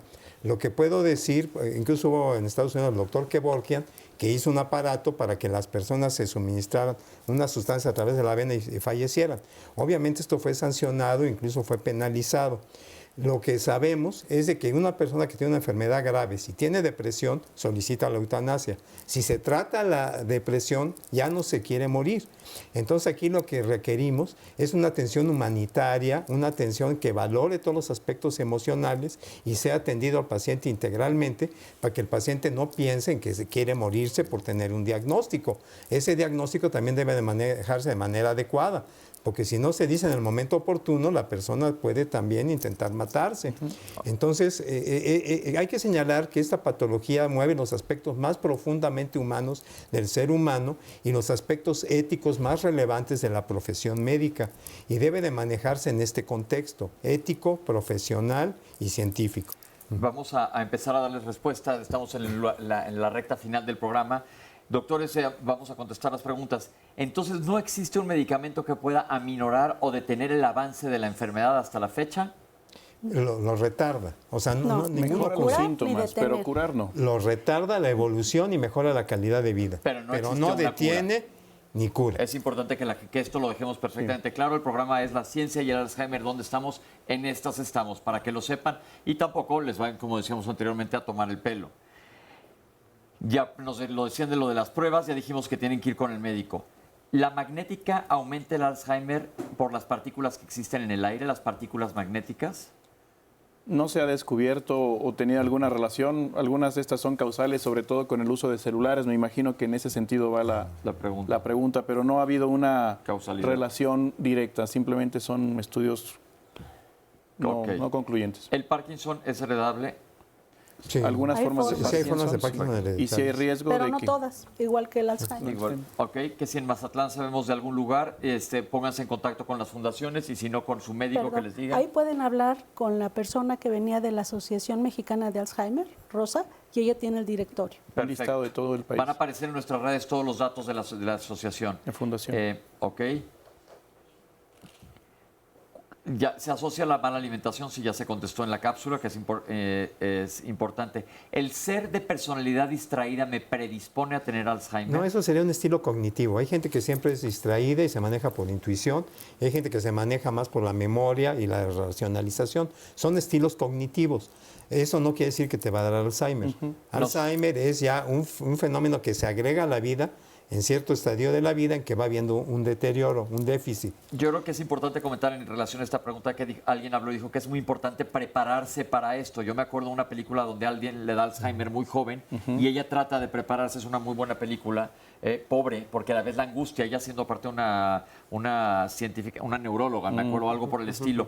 ¿Hay algo que se pueda hacer el paciente cuando empieza en estadios tempranos para prepararse? Sí, hay que orientarlo y asesorarlo, tanto personal como legal y médicamente. Se debe preparar también a la familia de cómo se van a administrar y cómo van a cuidar al paciente, porque también es totalmente inhumano dejar que un solo familiar cuide completamente al paciente. Deben de alternarse en el cuidado y deben de compartir las responsabilidades y los gastos. Sí. Yo quisiera agregar, una paciente que tenía Alzheimer familiar dijo que ella sabía que le iba a dar y que lo mejor que podía hacer para prepararse era siendo una mejor persona, para que su cuidado, como el de su padre, que era una buena persona, no le resultara pesado. Está bonito. En salud, ¿verdad? Curarse en salud, sí. Claro. Qué bonito, sí.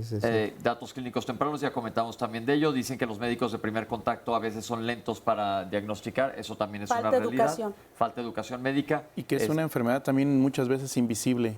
Claro, que puede que no te estés dando cuenta. No es el infarto, no es la gran cirugía, es un deterioro y a veces los médicos de primer contacto o recientemente egresados no tienen ese gusto por esta enfermedad, sino por algo más... Claro. No, y hay que ver que la salud mental es una prioridad a nivel mundial y realmente se debe de capacitar a los médicos, porque bueno, el Alzheimer es un problema, pero las adicciones, la violencia, el suicidio...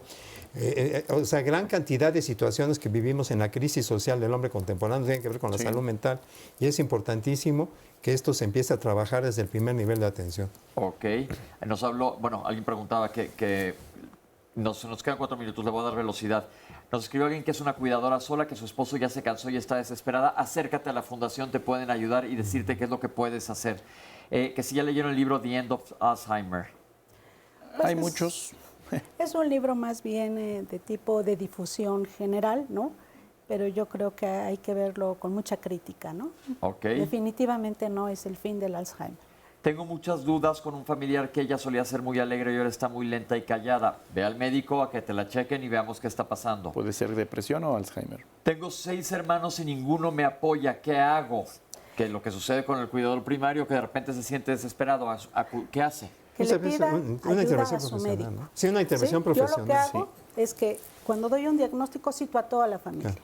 sin el paciente. Y les digo, miren, se trata de esto se puede hacer, esto no se puede hacer, y la historia va a ser larga. Así es de que más vale que se pongan de acuerdo y se organicen para que su padre o su madre tenga un buen cuidado. Y si físicamente no pueden estar presentes, también Otras la ayuda formas. de un cuidador remunerado o de otra. Muchas veces es más peligroso tener a la persona ya una demencia más avanzada en casa, donde se pueda caer, fracturar y tener algún otro tipo de riesgos. Entonces hay que valorar, el médico puede apoyar para ver en qué estadio de la enfermedad está. Ok. Un familiar tiene 86 años, está muy repetitivo, se queda ausente y se olvida. Ve al médico también. ¿Es mortal el Alzheimer? No, en sí, por Alzheimer no se muere la gente. Se muere por complicaciones agregadas, ¿no? Ok. La chica que habló que son 5 hermanos, le da miedo que le salga peor cuidarla entre los 5, pero acércate con tu médico, acércate a la fundación que les diga que es lo mejor para que no lo pase solo. ¿Algo quieres comentar? Sí, hay algo, son el llamado cuidador en carrusel, que va el paciente rolando entre todos los hijos.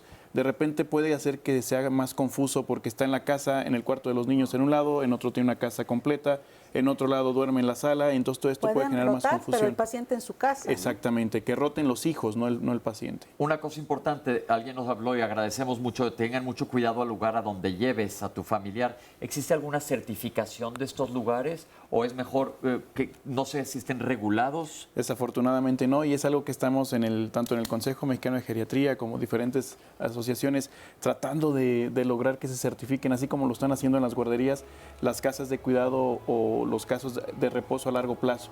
Es difícil lograrlo, pero es necesario, absolutamente necesario. Entonces, mejor ir a donde te recomiende tu médico, que es quien tiene contacto con estos lugares, la fundación, las asociaciones, todo va a aparecer. Se nos acabó el programa. Oscar, mil gracias. Oye, la película que mencionaste, Siempre Alicia, con Julianne Moore y Alec Baldwin, buenas películas hay acerca de este tema para que lo puedan ver. Gracias, Fabiola, Itzel, a todo el público que nos acompañó el día de hoy aquí. Les quiero agradecer porque sus comentarios son súper valiosos. Nos interesa muchísimo escucharlos porque ustedes, no sé si valga decir, nos ilustran o nos ilustran, nos enseñan cuál es la realidad. Nosotros podemos platicar totalmente de una enfermedad, pero son ustedes los que nos enriquecen el programa, entonces agradecemos mucho.